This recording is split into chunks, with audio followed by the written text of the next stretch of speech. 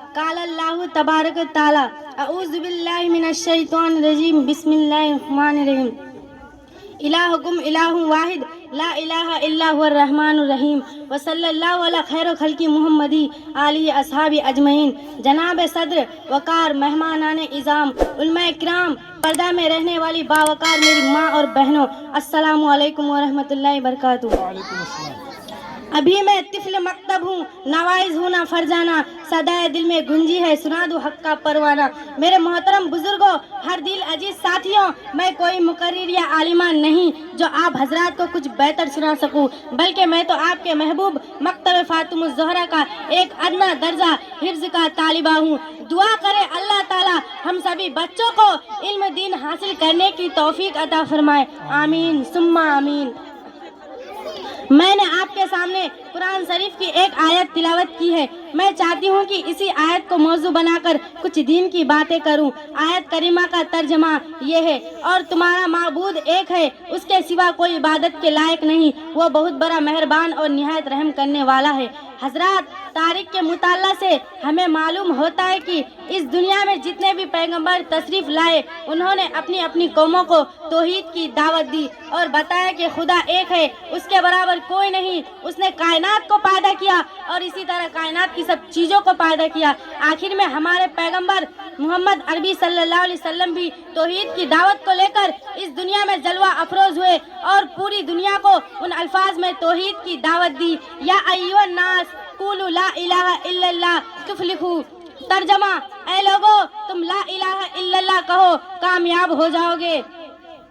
آپ کے اس دعوت پر بہت سے لوگ لبیک کہا اور خدا کی وحدانیت کے قائل ہو گئے، اور جس کی قسمت میں یہ ازلی بدبختی لکھی تھی وہ اسلام کی اس عظیم دولت سے محروم رہے اور اسی محرومی کی حالت میں اپنی جان و جان آخری کے سپرد کر دی۔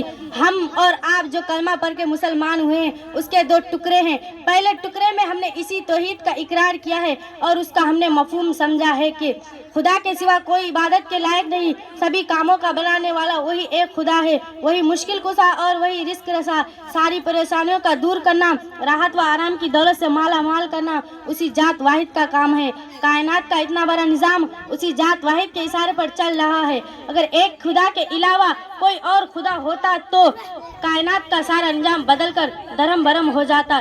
قرآن شریف میں ہے لو کان فیہما آلہۃ الا اللہ لفسدتا۔ ترجمہ، اگر آسمان و زمین میں ایک خدا کے سوا کوئی اور خدا ہوتا تو کائنات کا سارا انجام بدل کر دھرم برم ہو جاتا۔ یقیناً کائنات یعنی دنیا ٹوٹ پھوٹ کر فنا ہو جاتی۔ مثال کے طور پر ایک خدا چاہتا ہے کہ پانی برسائے اور دوسرا خدا چاہتا ہے کہ ہوا چلائے، اور ایک خدا چاہتا ہے کہ دھوپ نکالے اور دوسرا خدا چاہتا ہے کہ پتھر برسائے۔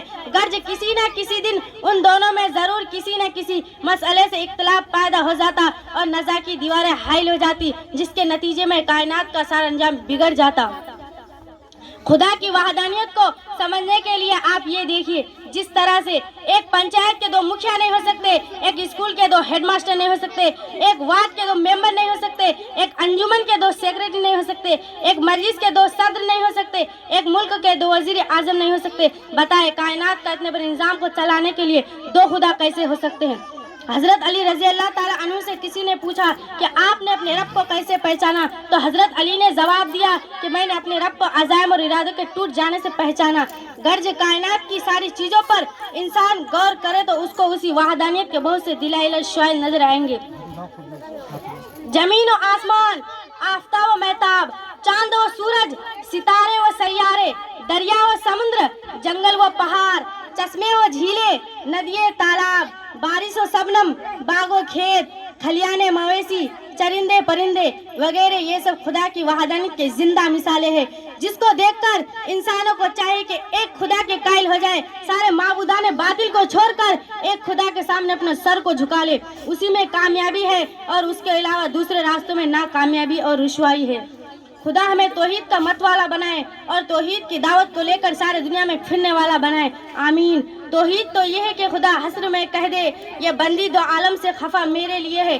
اتنا کہہ کر میں آپ سے رخصت ہوتی ہوں۔ ان کا آئینہ عمل میں جوہر ہستی ہے، ان کا آئینہ عمل میں جوہر ہستی ہے تمہیں موت کا ڈر، ہمیں تو خدا کا ڈر ہے۔ وما علینا الا البلاغ۔ السلام علیکم ورحمۃ